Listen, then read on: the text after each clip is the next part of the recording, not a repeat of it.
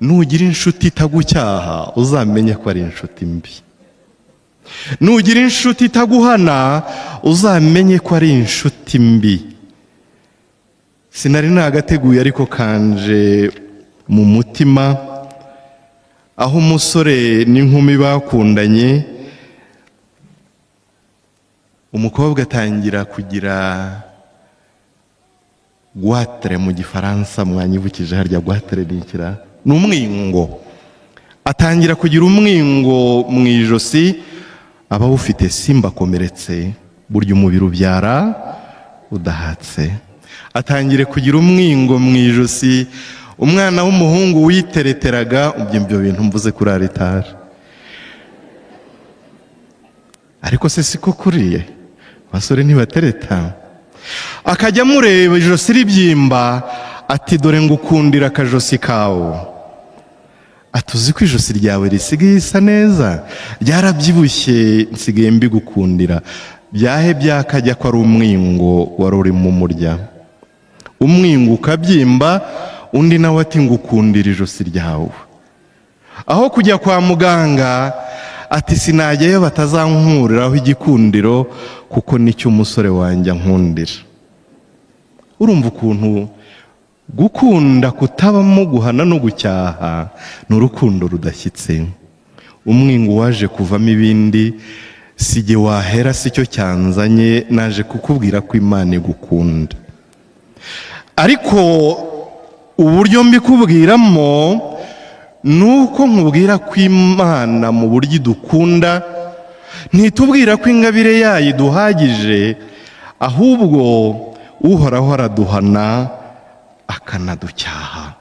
Ni nayo mpamvu mujya mwumva mu Byahishuwe umutwe wa 3 umurongo wa 19, muri ya baruwa yandikiwe kiliziya y'i Laodikiya, ijwi ry'Imana riragira riti, jyewe abo nkunda ndabacyaha kandi nkabakosora. Uwo n'uhoraho ubivuze. Uyu munsi rero, uyu munsi twaje gushima Imana kubera urukundo idukunda, yaboneyeho n'akanya ko kuduhana no kuducyaha. Imana yacu idukunda birebire, wa mugani wa muhanzi w'umuhanga, uyu munsi yatuzigamiye ijambo ridukebura nk'impano y'uyu munsi, ari naryo twasomewe mu isomo rya mbere. Uwarisomye yarisomye neza cyane, kuko numvaga ariho nshaka kwitsa, nari nteze amatwi ndyohewe. Tega amatwi wumve agace karyo. Ni mu gitabo cy'umuhanuzi Izayi, umurongo wa 60 na ku mutwe wa 60, ku murongo wa 1 kugeza ku wa 3. Byose rero tubihabwa ku buntu, byose tubihabwa ku ngabire y'Imana. Gushima ahubwo ni umukoro wacu. Gusa mu nyikirizo ndacyari kuri ka karirimbo, harimo ijambo rikomeye cyane rituma akenshi nzamura amaboko nkashimira uhoraho. Baravuga ngo ngushimiye kuko namenye ko nkundwa, none Yezu naje gushima. Buriya rero kumenya ko ukunzwe ni impano y'akataraboneka kuri buri wese muri twe. Inkuru nziza ngufitiye uyu munsi nuko nawe ukunzwe. Rekana na bya bindi wabwiwe kenshi kurimbura mumaro.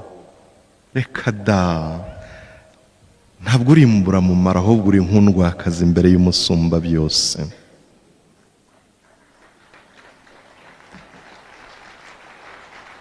Nibyo, ko niko kuri kwawe.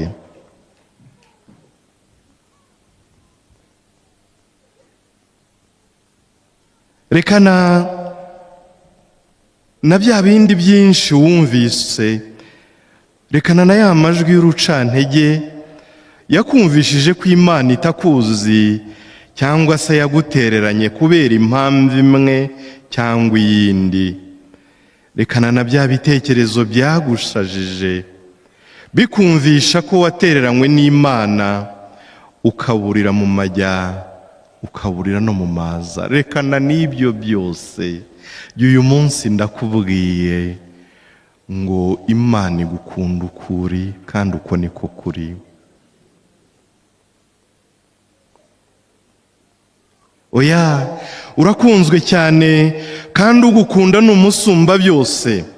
Uyu rero akunda urutagabanije, akunda urutagira kitso, agakunda urutagira akabago, akunda urutagira imbibi izo arizo zose, zibe iz'ibihe n'amateka, zibe za zindi z'isano y'amaraso, zibe iz'amoko yadushenya akadushegesha, zibe iz'amadini yadukunda cyane, zibe iz'amashyaka cyangwa ibihugu dukomokamo, cyangwa se zibe imbibi za zindi z'ubukire cyangwa ubukene, ndetse n'izindi nyinshi cyane ntarondoye. Urwo gukunda rurenze ibyo byose. Nta guca ubukire bwawe, nta nubwo aguca isura nziza, nta naguca ukureshya, ahubwo agukunda ukuri kose. Iyo niyo nkuru nziza abazaniye, ababimenye barahirwa.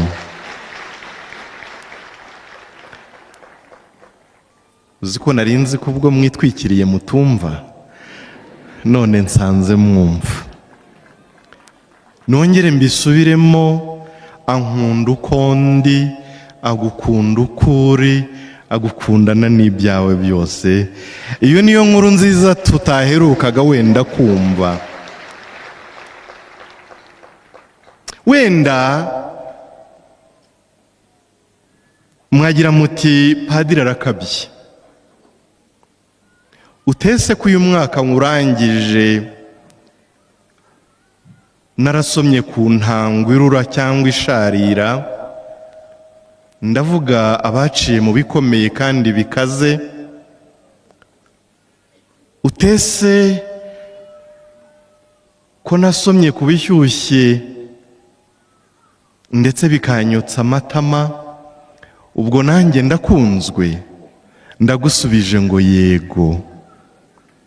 Ndagusubije ngo yego, ibyo waciyemo byose biramaze. Imana yari izi impamvu yabyo.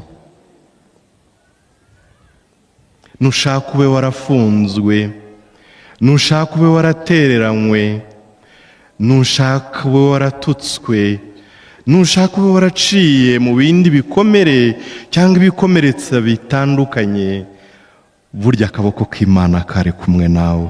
Niyo mpamvu twaje gushima uyu munsi.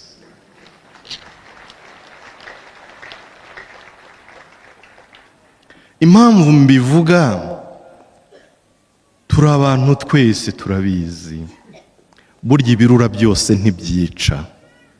Ndabeshya se? Ababyeyi muraha mumbwire, utaravuga uti uyu mwana w'umuravumba, utarasabikiye umwana w'igicunshu, ndetse rimwe n'imyarabasanye ukongeramo, utarabikoza ntere ibuye. Mwari muyoboye ko birura? Mwumvaga se biryohereye? Burya ibirura byose ntibyica. Ibyo waciyemo bikakururira cyangwa bikagusharirira, ndavuga muri uyu mwaka cyangwa mu yashize, ntabwo bivuga ko Imana yaguhaye bitanyuze, ntabwo bivuga ko Imana yaguhaye nabi, kuko Imana yacu ni umubyeyi. Hari aho yabonye ko ari ngombwa kuvugutirwa igicunshu n'umuravumba. Wabiriye birura we, ariko byari byo kukuvura inzoka. Ndavuga inzoka zimwe za roho, zimwe zitugwingiza ntitubashe gutera intambwe ngo tugere kure tugana Imana. Zakuvuraga indwara utazi. Pawulo mutagatifu ndamukunda cyane, hari ikintu yise umugera wanze kuva mu mubiri. Dushakisha uwo mugera icyo ari cyo turawubura. Bamwe bati ni malariya yararwaye, byahebera agatabwa. Abandi bati yararwaye amaso, byahebera agatabwa. Abandi batubanza hari umuvandimwe wari waramushegeshe akamukomeretsa uko bwije uko bukeye, hanyuma tubone wo mugera wanjye. Bose iyo dusomye ibitabo by'abahanga dusanga ntawe umenya icyo yararwaye, ariko wakivugira ati Uhoraho yanshyize umugera mu mubiri kugira ngo ntazagira gute, ntazavaho nirata, kugira ngo ntazavaho nirarika. Buriya rero natwe nka Pawulo mutagatifu, hari imigeri dutuyemo, hari imigera duturanye tutazi amazina yayo n'ubwoko bwayo, ariko nka Pawulo tugahora dusaba Imana ngo wankijije uyu mugera ko nzaza kugushima. Muzi ikintu Uhoraho yasubije Pawulo? Yaramubwiye ngo ingabire yanjye iraguhagije. Wasanga uyu mwaka nubwo umugera wagushorogotoye, nubwo umugera wakuriye ukakubuza amahwemo, ariko igisubizo cy'Imana ari kimwe gusa, ngo ingabire yanjye iraguhagije. Buriya rero ingabire y'Imana iraduhagije. Iyo nayo ni impamvu yo gushima. Uzamura amaboko ushime, kuko ingabire y'Imana iguhagije. Ingabire y'Imana iraguhagije. Ubwo wamenye kukunzwe, jye narabimenye sinshidikanya, ariko reka mbabwire, burya ugukunda araguhana akanagucyaha. Ndabeshya se? Ngo haguruka ubengerane Yeruzalemu. Aha hari Yeruzalemu, kuramo Yeruzalemu ushyiremo izina ryawe. Niba witwa Matayo, niba witwa Jacqueline, niba witwa Bujeni nkanjye, kuramo Yeruzalemu ushyiremo izina ryawe. Wumva ukuntu bivugitse neza. Haguruka ubengerane, warishyizemo, kuko urumuri rwawe ari nguru, kandi ikuzo ry'Uhoraho rikaba rikurasiyeho. Nyamara dore umwijima utwikiriye isi, n'icuraburindi ribundikiye amahanga, ariko wowe Uhoraho azakurasiraho, n'ikuzo rye rikubengeraneho. Amahanga azagana urumuri rwawe, maze abami basange umucyo ukurasiyeho. Iryo ni ijambo ry'Imana. Mwumvisemo iki? Icya mbere kirimo aha ni uko Uhoraho akubwira ngo haguruka, wowe kanaka, wowe nyirakanaka, haguruka. Burya iyo Imana igusaba guhaguruka, ni nko kukubwira ngo reka ubuzima bwawe bwongere bugaragareho ikuzo ryanjye. Iyo ni Imana ibivuga. Haguruka uve mu dushyari twa hato na hato. Haguruka uve mu bugambanyi butuma ubuzima bw'inzirakarengane buhatikirira. Haguruka uve mu nteko z'abaneguranyi, bamwe basebya kandi bakandagaza ab'Imana yaremye, kandi yo yarabaremye ikabona ari beza cyane. Haguruka uve muri utwo ngutwo, si byo se? Haguruka. Iyo Imana ikubwira ngo haguruka, iyo igusabye guhaguruka, ni ukugira ngo wongere urabagirane ubwiza n'ubuhangange bwayo, uba umuntu wigenga muri Yezu Kristo.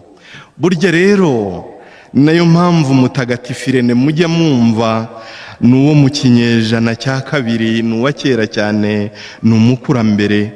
Niyo mpamvu yagize ati ikuzo ry'Imana ni umuntu uhagaze neza, ni umuntu uhagaze yemye. Iyo Imana ikubwira ngo haguruka, ni ukugira ngo wongere ugaragaze ikuzo ry'Imana, kuko ikuzo ry'Imana ni umuntu wemye, utububa. kandi burya ngo ubu babonwa n'ugize gute, n'uhagaze. Va mu kubu bugende wemye, kuko niho ikuzo ry'Imana rikugaragaraho. La gloire de Dieu, c'est l'homme debout, disait Saint Irénée. Reka kubuwa. Kandi ngo icyubahiro cya muntu, uyu mubyeyi mbabwira yajyaga byongeraho ati icyubahiro cya muntu agikesha kuramya Imana. Iyo Imana ikubwira ngo haguruka rero, ibikubwira ngo haguruka ujye kuramya. Ngiki cyaduhagurukije iwacu, ngiki cyamvanye i Kigali, ngiki cyakuvanye iwanyu, ubu twese twaje kumuramya. Ngiki cyubahiro cy'Imana. Mpera amashyi Imana yagukuye iwanyu.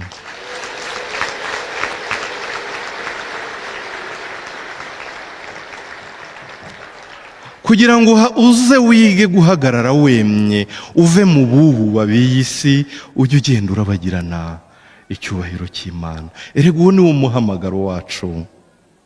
Ni nayo mpamvu yadutumiye muri iki kibaya ikatubwira ngo haguruka, ngo muvandimwe wanjye haguruka, uhunge ijoro ry'icuraburindi. Kuko muri wa murongo twasomewe turabwirwa ngo nyamara dore umwijima utwikiriye isi, n'icuraburindi ribundikiye amahanga.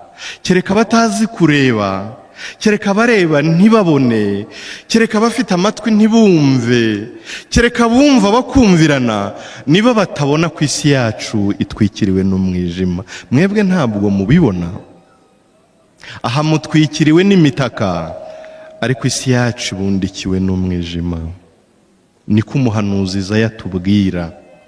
Kandi ngo icuraburindi ribundikiye amahanga. Nibyo, iyo tureba ukuntu amahanga yanga Imana, iyo tubona ukuntu amahanga yimura Imana mu byimbo byayo, iyo tubona ukuntu abanyabwenge batagitekereza ngo bagere ku buhangange bw'Imana, mbese ubundi wakwanzura ute atari uko umwijima utubindikiye? Ni nayo mpamvu rero binyuze mu magambo y'umuhanuzi Izayi, uhoraho akubwira uyu munsi ngo haguruka, haguruka uve mu ntebe y'ikinyoma, imwe wicajwemo n'amacumu y'inda amwe adashira igorora. Haguruka, haguruka uve mu isayo y'inzigo n'urwango byaguhejeje hasi, bikaguheza hasi aho, kandi abagukoreye uwo mutwaro bigaramiye. Hari abana ubu bahejejwe hasi n'urwango, bararukizwemo n'ababyeyi ngo uzanyangire kanaka, wamuhaye inka akajya akama amata akanywa aho kumuraga urwango. Babyeyi, hari igihe mugeraho mukaba gito. Uraga umwana inzigo, wamujyanye muri kaminuza akiga kaminuza, akamenya siyanse, ubundi akamenya Imana. Uramuha inzigo izamutsikamira igihe cyose, ajya agera mu baturanyi abishishe, ajya abona urungana rwishishe, kandi uwo mutwaro yarawukorewe nawe. Haguruka, haguruka uhagurutse n'abawe, ubatura umutwaro w'urwango, ubakorera agaseke k'ibyiza, ndavuga urukundo n'amahoro. Haguruka, uwo n'uhoraho ubivuze, uve mu ntebe y'ubutindi yo kwirirwa wigereranya n'abandi, kandi uri ikinege imbere y'umusumba byose. Erega iryo zuba ntiryakwica, hari byinshi bitwica uretse iryo zuba.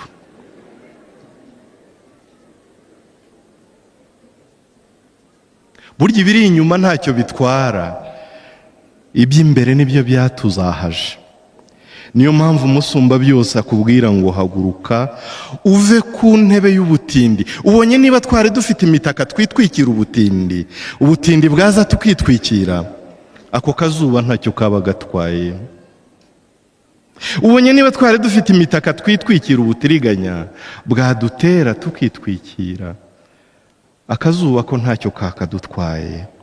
Imana tugira cyane ni uko uhoraho akubwira rero ngo haguruka uve muri iyo ntebe, y'ubutindi, yo kwirirwa wigereranya n'abandi kandi uri ikinege imbere y'umusumba byose. Nyurwa n'uko uteye, nyurwa n'ibyo utunze, nyurwa n'igeno ry'Imana, ayo niyo mahoro yawe. Ibindi byose nta mahoro byazaguha. Haguruka rero muvandimwe, niko umuhanuzi akubwira. Haguruka muvandimwe, dusangiye isano isumba kuri y'amaraso, nicyo Uhoraho adutezeho. Twamamaza urukundo, dore ko ari ryo zina ry'Imana dusenga, turusangiza abatarugira. N'abo rugeze ku ndiba rukama, nabo twongere turwongere. Mfasha turwihate, turuhate n'abacu, kuko burya nk'uko umuhanga yabivuze, urukundo ni nk'umuti. Uwo ni Rugamba wabivuze. Urukundo ni nk'umuti w'amahane y'abanganye, ngo iyo rugeze aho bamashana, imyambaro urayivuna, ngo burya n'imbunda zikomeye ngo ruzisubiza aho zahoze. Rwihate, uruhate n'abandi. Muvandimwe wanjye, ushima Imana uyu munsi muri iki kibaya, ukabishima Imana hamwe natwe twese, kuko wamenye ko ukunzwe. Dore isezerano uhawe uyu munsi, niba wemeye izi mpanuro uhawe n'Uhoraho. Tega amatwi wumva isezerano. Si jyewe uritanga, n'Uhoraho uritanga, kandi twaryumvise mu isomo rya mbere. Ngo Uhoraho azakurasiraho, n'ikuzo rye rikubengeraneho, amahanga azagana urumuri rwawe, abami basange umucyo ukurasiyeho. Ngiryo isezerano ry'Imana.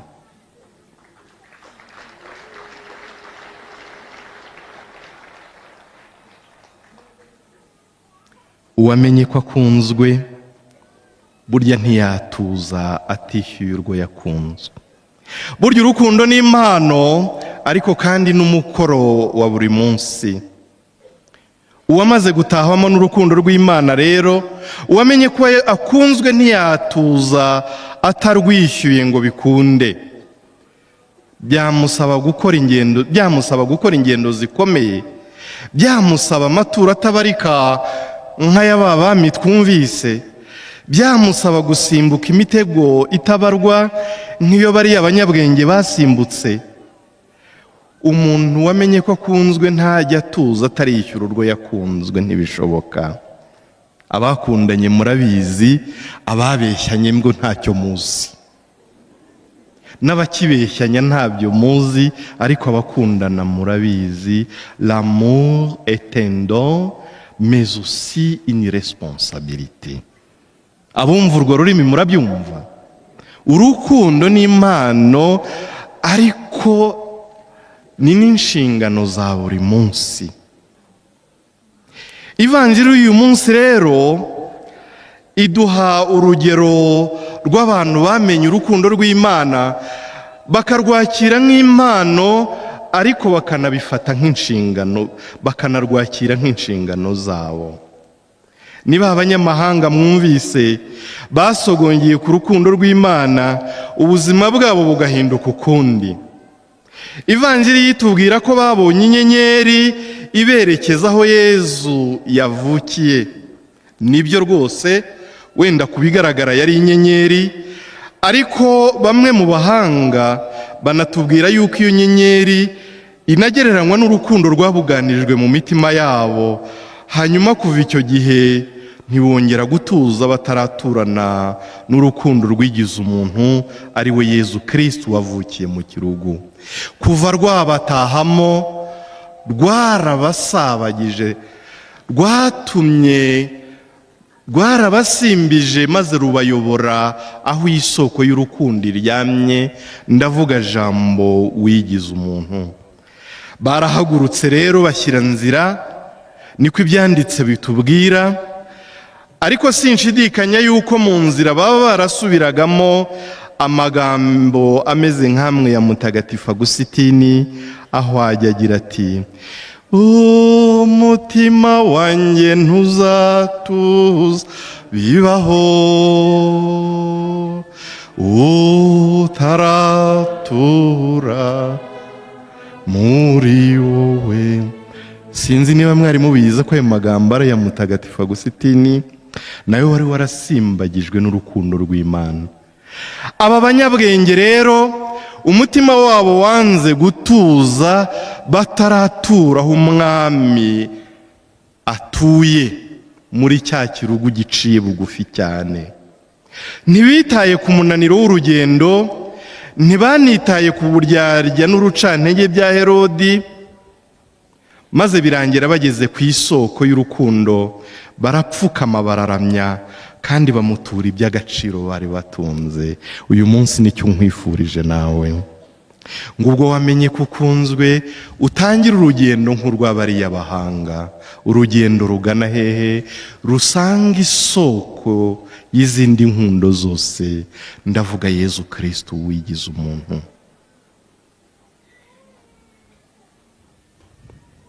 Ubwo rero twazinduwe no gushima kuko twasogongeye ku rukundo rw'Imana, nawe ntugatangwe aho urwo rukundo ruzima rutuye. Nongere mbisubiremo, aho jambo wigize umuntu atuye ntukahatangwe, ahubwo ujye uhatanguranwa n'abo mwasogongeye ku ntango imwe y'urukundo.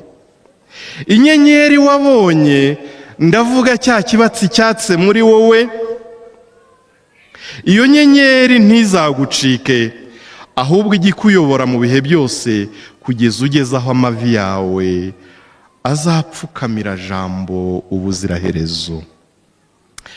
Nyamara urucantege rwo ntiruzabura, kuko ba Herodi hanze aha baragwiriye.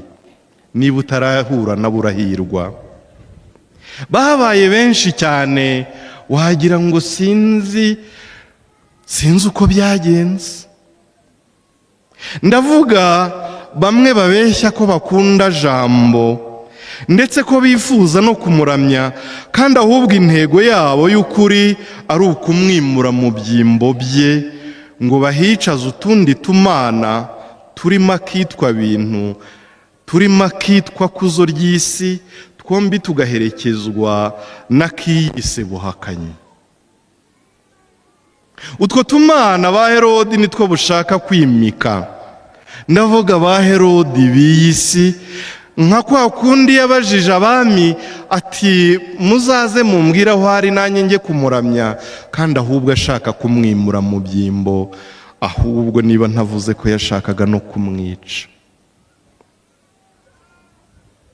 Nyamuneka, icyo nakundiye aba bami batatu nuko nubwo bari bavumbuye amayeri ya Herodi, batamutabaje bigayitse nk'abatararezwe, cyangwa ngo bamutwame nk'abarerewe ku gasozi katagira abakuru. Oya, baratuje bamutega amatwi, batandukana nawe mu kinyabupfura, ndetse birangira n'ayo mayira batayagarutsemo ukundi.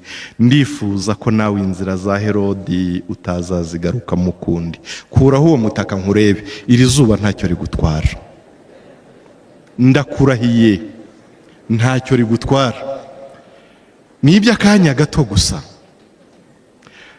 Nagira ngo nkurebe aho wicaye, ngusabire Imana umugisha yo kutazasubira mu nzira za Herodi.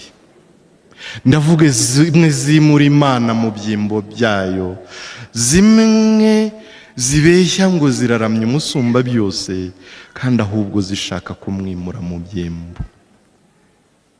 Vuga uti sinzasubira mu nzira z'ubuhakanyi, sinzasubira mu nzira z'ubushakanyi. Hamya uti sinzasubira mu nzira zinyuranye n'iz'Imana umusumba byose. Nge nayamanitse, niba nawe wayamanitse ube nkanjye. Uyu mwaka ko tuwutangiye neza se, itwikire, ibyo byari bimpagije, nicyo nashakaga. Niba waravumbuye inzira za Herodi, ntuzongere kuzinyuramo ukundi. Inzira zigutandukanya na Yezu ntuzazinyuremo ukundi. Inzira zigutandukanya n'inyenyeri wahawe imurikira umutima wawe ntuzazisubiremo ukundi. ubundi uzahirwa, ubundi uzasogongera urukundo ubu n'iteka ryose. Amina.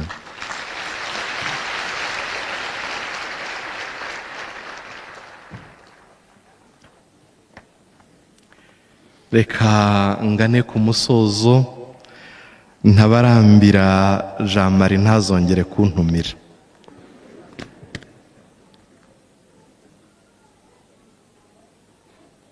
Inyenyeri yawe ujye uyikurikira, urumuri rwayo ntirugucike. Kuva uyu munsi ntuzadohoke ngo unanirwe gupfukamira umwami w'abami. Kuba nawe ukomeye ntibizakoshye, uyitwikire nta kibazo, ntayo nashoje. Kuba ukomeye ntibizagushuke, kuba uri umunyabwenge ntibizagushuke. Burya nta cyiza nko gukomera ukamenya Imana, nta cyiza nko kugira ubutunzi ukamenya n'Imana. Ibyo ntibizakoshye, ahubwo nk'uko bariya bami babigenje, kuko bari bakomeye mu mpugu zabo, bari banatunze kurusha Mirenge wo ku Ntenyo hirya ahangaha, ariko baciye bugufi baramya Yezu, bibutse ko ari we soko ya byose, maze bamutura ibyo yabahaye. Reka iri jambo nditura abakomeye. Wenda hari abicaranye natwe ahangaha, ariko n'abazanyumvira ahandi. Burya gukomera by'ukuri ni ukumenya gupfukamira umusumba byose.